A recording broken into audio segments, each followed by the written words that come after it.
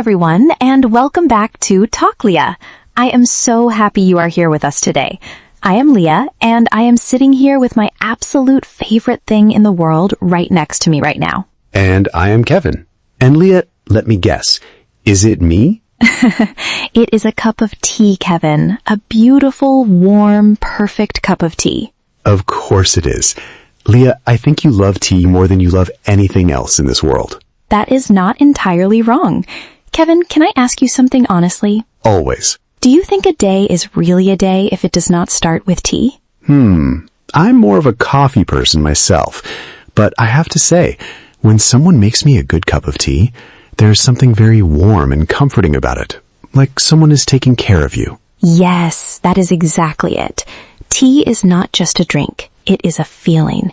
And today, that is exactly what we are talking about. Tea, tea culture, and how to talk about it naturally in English.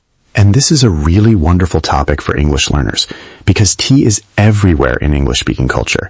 In the UK especially, tea is not just something people drink. It is a whole way of life. It really is. And around the world, in India, in Japan, in China, in Morocco, in Turkey, tea means something different, but always something special. And today, you are going to learn how to talk about all of it in simple, natural English. By the end of this episode, you will know the most popular types of tea, how to order tea at a cafe or restaurant, useful tea expressions that native speakers use every day, and a little bit about tea culture around the world. So stay with us until the end. We have something really special at the end of the episode, a full conversation practice section just for you. And before we start, if you are new here, welcome. Talk Lia is your daily English conversation podcast. We make real, natural English conversations so you can listen, learn, and improve every single day.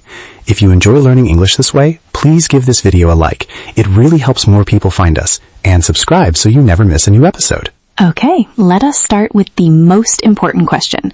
Kevin, do you even know how to make a proper cup of tea? I think so. You boil water, you put in the tea bag, you wait, you drink it. Oh, Kevin, there is so much more to talk about. Let us begin. Okay, let us start at the very beginning. What is tea culture? Tea culture is the way people include tea in their daily life, their traditions, their social moments. It is not just about the drink. It is about everything around the drink. So it's bigger than just tea itself. It's the habit, the ritual, the feeling. Exactly. In England, for example, when someone has a problem, what is the first thing a British person does? They put the kettle on. Yes, they put the kettle on. To put the kettle on means to start boiling water to make tea. It is one of the most British expressions in the entire English language.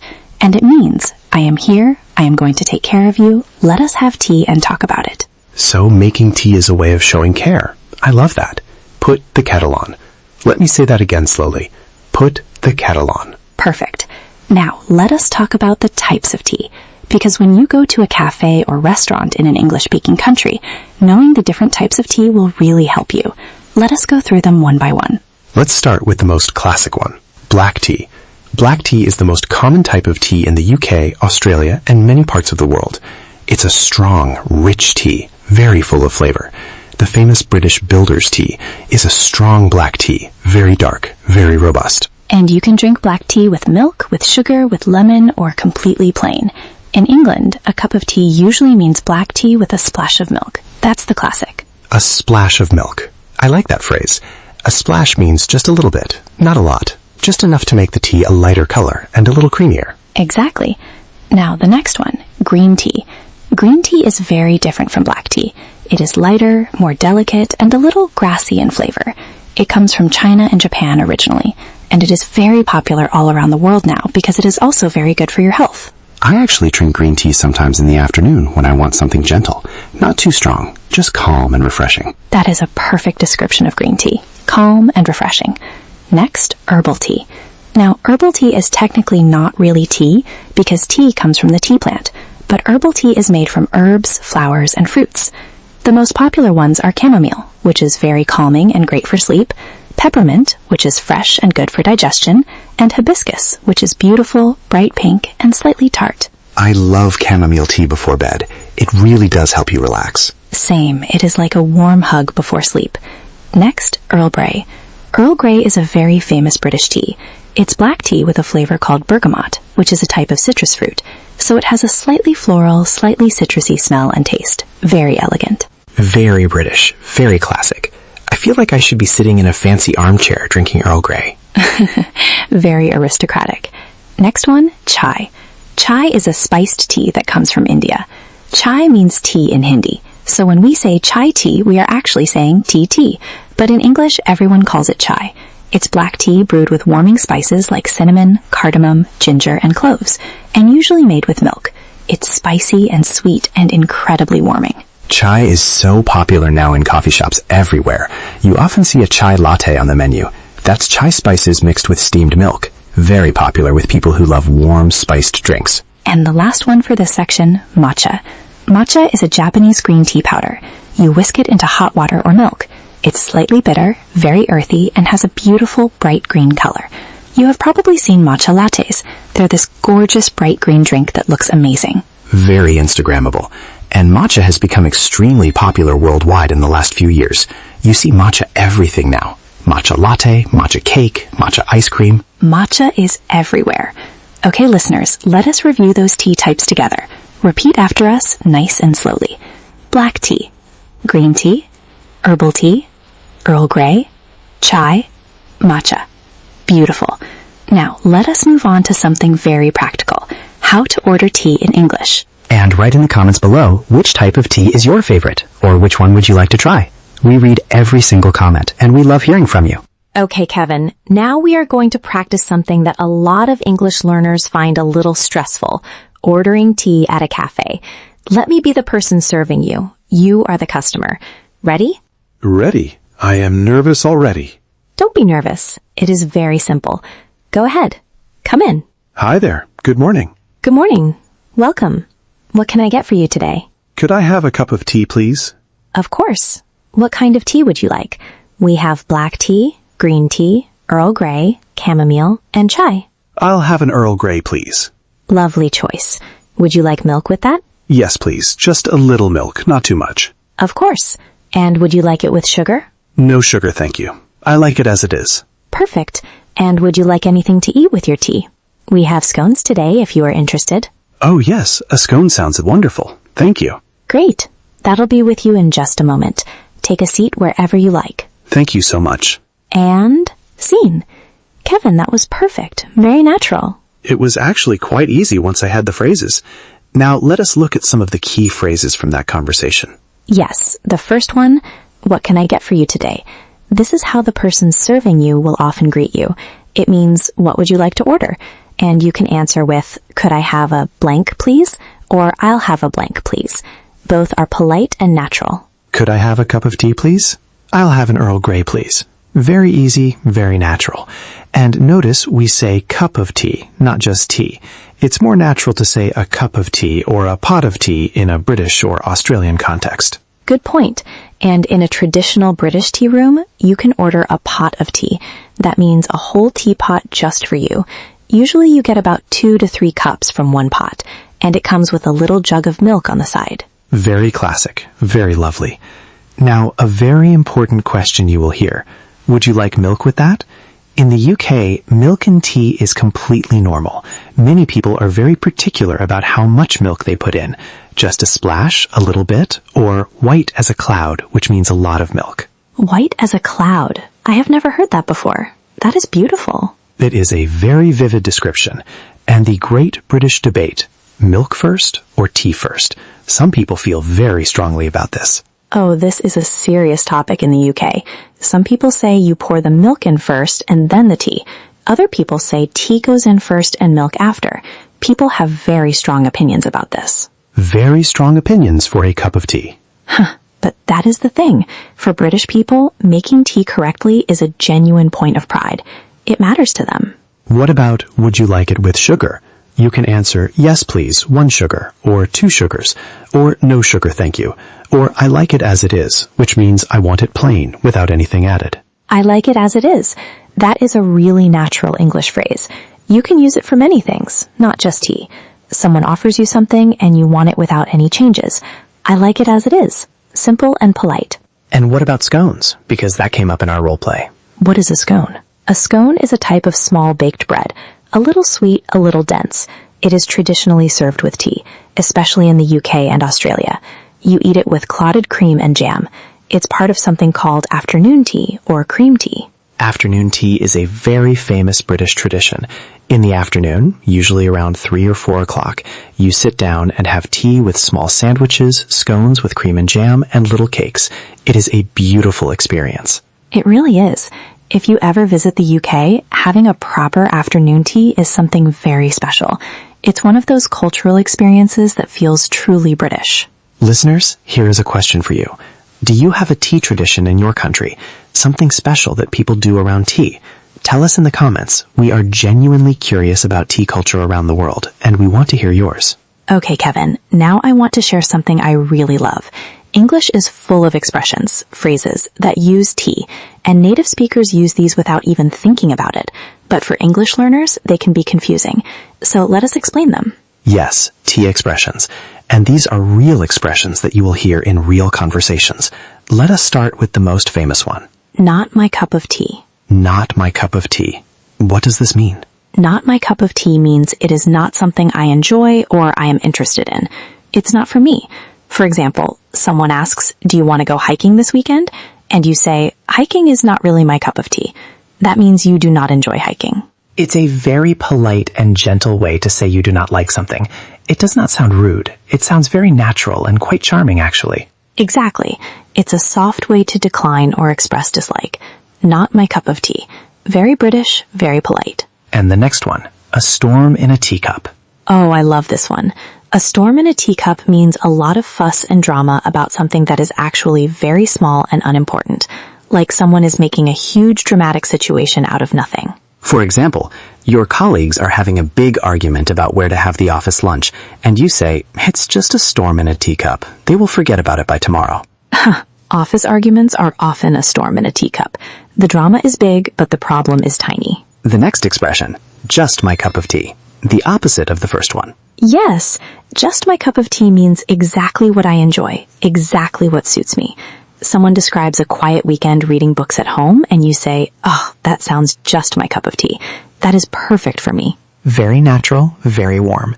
The next one, tea and sympathy. Tea and sympathy. This is a beautiful expression. It means offering comfort and care to someone who is upset or going through a difficult time. You make them tea, and you sit with them, and you listen. Tea and sympathy. In British culture, making someone a cup of tea when they are sad or stressed is one of the most caring things you can do. Tea and sympathy captures that perfectly. It really does, and you can use it like this. My friend was having a really hard week, so I went over and just offered some tea and sympathy. I was there for her. Lovely. Next, spill the tea. Oh, this one is a bit more modern and informal. Spill the tea means share the gossip. Tell me the interesting news or secrets. It's very popular with younger people and on social media. Your friend says, "Oh, I have something to tell you about what happened at the party last night." And you say, "Oh, come on, spill the tea. Tell me everything." Spill the tea is very dramatic and very fun. Use it with close friends in casual conversations. And the last one, for all the tea in China. For all the tea in China means not for anything in the world, not for any amount of money or reward. I would not do that for all the tea in China. It means I absolutely refuse. It is impossible to convince me. For example, I would not eat that spicy challenge food for all the tea in China. Strong feelings about spicy food. Very strong. Okay, listeners, which of those expressions do you want to use this week? Not my cup of tea? Spill the tea? A storm in a teacup? Write your favorite one in the comments and tell us why you like it. We would love to know which one speaks to you most. Okay, Kevin. Now, tea culture is not just British. Tea is actually one of the most universal drinks in the entire world. Almost every country and culture has its own relationship with tea. Let us talk about some of them. Yes. Let us start with the most famous one, the United Kingdom, because tea and the UK are basically inseparable. That is true. In the UK, the average British person drinks about 3 to 4 cups of tea every single day. Tea is the answer to everything. Someone is cold, put the kettle on. Someone is sad, put the kettle on. Someone has good news, put the kettle on. It is the ultimate comfort. And British tea culture is very specific. The classic British cup of tea is made with a tea bag, usually a brand like PG Tips or Yorkshire tea, in a mug with boiling water, steeped for a few minutes, and then milk added. Simple, but very important. And afternoon tea is a very special British tradition. Traditionally, at around 4 o'clock, you sit down with tea, finger sandwiches, which are small, delicate sandwiches, scones with clotted cream and jam, and little pastries and cakes. It is elegant and very special. Now, what about India? India is one of the world's biggest tea-producing and tea-drinking countries. The famous Darjeeling tea comes from India. It is a light, floral black tea grown high in the mountains. And chai, as we mentioned earlier, is deeply embedded in Indian culture. It is not a trend there. It is a daily ritual, a way of life. You find chai being made on every street corner in India. Small stalls called chaiwalas make fresh spiced tea all day long. You take a tiny clay cup, you drink your chai, and you carry on with your day. It is simple and wonderful. And in Japan, the tea culture is something completely different. Japan has one of the most refined and beautiful tea traditions in the world, the Japanese tea ceremony. The Japanese tea ceremony, called chado, is an art form. It is the ritual of preparing and serving matcha, the powdered green tea we mentioned. Every movement is intentional. The setting is peaceful. The focus is on mindfulness, being fully present in the moment. It is not about drinking quickly. It is about being still. It is meditation through tea. That is beautiful. And in Morocco and the wider Middle East, tea is also a deeply social ritual. Moroccan mint tea is one of the most famous teas in the world. It is made with green tea, fresh mint leaves, and a lot of sugar. And the way it is served is very theatrical. The tea is poured from a high distance into small glasses to create a froth on top. It is beautiful to watch. And in Moroccan culture, if someone offers you mint tea, you accept it. Refusing tea is considered impolite. Tea is hospitality. Tea is welcome. Tea is, I am happy you are here. That is the thing about tea all around the world. It is always about more than the drink. It is about connection, about slowing down, about saying, you matter to me, and I'm here with you. Tea brings people together, in every language, in every culture. Beautifully said. And China. We cannot forget China. China is the birthplace of tea. Tea was discovered in China thousands of years ago, according to history, and Chinese tea culture is incredibly rich and varied. There are hundreds of different types of Chinese tea: white tea, oolong tea, pu'er tea, each with its own flavor, preparation method, and tradition. And in China, serving tea to guests is one of the most important gestures of respect and hospitality. When you visit someone's home in China, they will make you tea. Always. Tea is respect. Tea is love. Tea is community. I think that is true almost everywhere in the world. Listeners, what does tea mean in your country? Is tea important in your culture? How do people drink it? How do people share it? Write in the comments and tell us your tea story. We really want to know. Okay, let us teach you some really useful tea vocabulary. Words you will hear and use in real conversations about tea. Kevin, shall we go through them together? Let us do it. The first word, steep. To steep tea means to let the tea bag or tea leaves sit in hot water so the flavor comes out. You do not just dip the tea bag once. You steep it for a few minutes. A short steep gives you lighter tea. A longer steep gives you stronger tea. And if you steep your tea for too long, it can taste bitter. So finding the right steeping time is actually important. Let it steep for 2 to 3 minutes for a good balanced cup. The next word, brew. To brew tea means to make tea. I am brewing tea means I am making tea right now. The tea is brewing means it is being made. Similar to steep, but brew is the broader word for making any hot drink. Next, loose leaf tea. Loose leaf tea means tea that comes as actual dried leaves, not inside a tea bag. You put the loose leaves into a special strainer or teapot, and then pour hot water over them. Many tea enthusiasts, people who are very passionate about tea, believe loose leaf tea tastes much better than tea bags. And the word enthusiast is very useful. An enthusiast is someone who is very passionate and knowledgeable about something. A tea enthusiast, a coffee enthusiast, a music enthusiast. Great word to know. The next one, kettle. A kettle is the device you use to boil water for tea. In the UK, almost every home has an electric kettle. It is one of the most essential kitchen items. You put the kettle on to boil water. Put the kettle on. We came back to that expression again. It is everywhere in British life. It really is. Next, mug versus cup. A mug is a large round container with a handle, usually thicker and bigger. A cup is smaller and more delicate, usually used with a saucer. In everyday British life, most people drink tea from a mug. In a formal setting, like afternoon tea, you would use a china cup and saucer. A china cup means a cup made from fine ceramic material. Very elegant, very delicate. You feel like royalty drinking from a china cup. Ha, very true. And the last vocabulary word, herbal infusion. This is the more technical term for herbal tea. Since herbal teas do not come from the actual tea plant, they are technically infusions. An infusion means something has been soaked in liquid to extract its flavor. So chamomile infusion, peppermint infusion, but in everyday conversation, most people just say herbal tea, and everyone understands. Great word for if you want to sound very knowledgeable at a tea shop.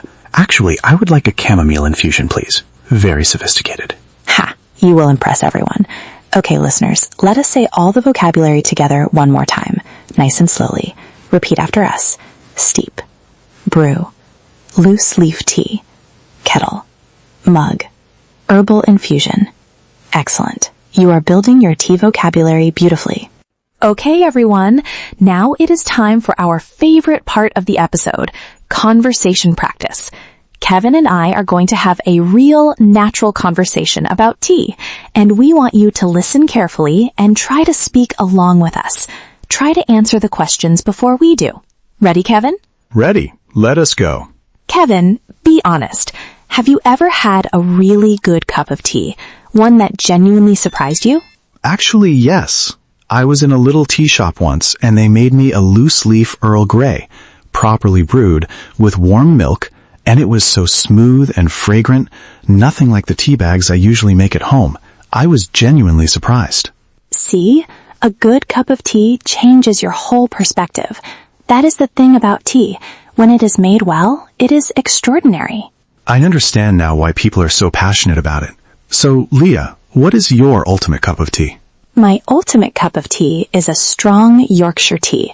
Very dark, very bold, with just a tiny splash of oat milk and no sugar. First thing in the morning, when the house is quiet and nobody is talking yet, just me and my tea. That sounds like pure peace. It is. It is genuinely my favorite part of the day. Do you ever drink tea in the evening? Sometimes, yes. If I want something warm and calming before bed, I will have chamomile tea. It's not really my cup of tea in terms of flavor. It's a bit plain for me, but it does help me relax and sleep. You literally used the expression, not really my cup of tea. Oh, I did. Completely naturally. It just came out. That is the goal. That is exactly when you know the language is becoming part of you, when the expressions just come out naturally, without thinking. What a lovely moment. Okay, listeners, now it's your turn. We have some questions for you. Take a moment to think about your answers.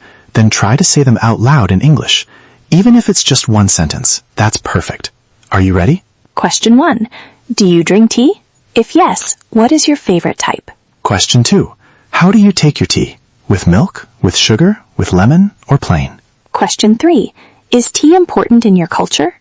How do people in your country drink tea? Take a moment. Think about those answers. Say them out loud, even if you are alone.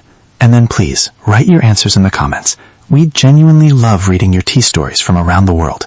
Your comments make our day every single time. Okay, before we finish today, let us do a beautiful, slow review together. This is your chance to practice pronunciation and lock all these words and phrases into your memory. Listen and repeat after us, nice and slowly. Let us start with the types of tea. Black tea, green tea, herbal tea, Earl Grey, chai, matcha. Wonderful. Now the useful phrases. Could I have a cup of tea, please? Could I have a cup of tea, please? What kind of tea would you like? What kind of tea would you like? Just a splash of milk, please. Just a splash of milk, please. I like it as it is. I like it as it is. Would you like milk with that? Would you like milk with that? Put the kettle on. Put the kettle on. And now the expressions. Not my cup of tea. Not my cup of tea. A storm in a teacup. A storm in a teacup. Just my cup of tea. Just my cup of tea. Tea and sympathy. Tea and sympathy. Spill the tea. Spill the tea. For all the tea in China. For all the tea in China. Excellent. You are doing so well. The more you practice saying these out loud, the more natural they will feel. And the next time you are in a conversation about tea, or you hear one of these expressions, you will recognize it immediately. And you'll know exactly what it means and exactly how to use it. That is real English progress. Okay, everyone, we have come to the end of today's episode, and what a beautiful topic it was. Tea. Simple, warm, universal, and so full of language, culture, and connection. Today you learned the most popular types of tea. Black tea, green tea, herbal tea, Earl Grey, chai, and matcha. You learned how to order tea at a cafe with all the natural phrases you need. You discovered tea expressions that native speakers use every day, and you took a little journey through tea culture around the world, from Britain to India to Japan to Morocco to China. Tea connects people. It crosses languages. It crosses borders. And now, when someone asks you about tea in English, you have all the words, all the phrases, and all the competence to talk about it beautifully. You should be so proud of yourself for staying with us through the whole episode. That takes real commitment, and every minute you spend listening to English conversations like this, your English is getting stronger. Even when it feels slow, it is working. Keep going, a little every day. Like a perfect cup of tea, patience and consistency make all the difference. We have one final question for you. What does your perfect cup of tea look like? Describe it in the comments. Hot or iced? Strong or light? Milk and sugar or completely plain? Which type of tea? Where are you drinking it? Tell us your perfect tea moment.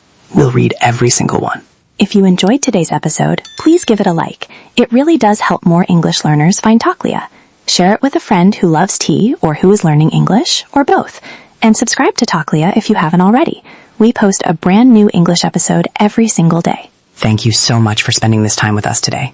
This community, you, our listeners from every corner of the world, you make every episode worth making. We are genuinely grateful for every single one of you.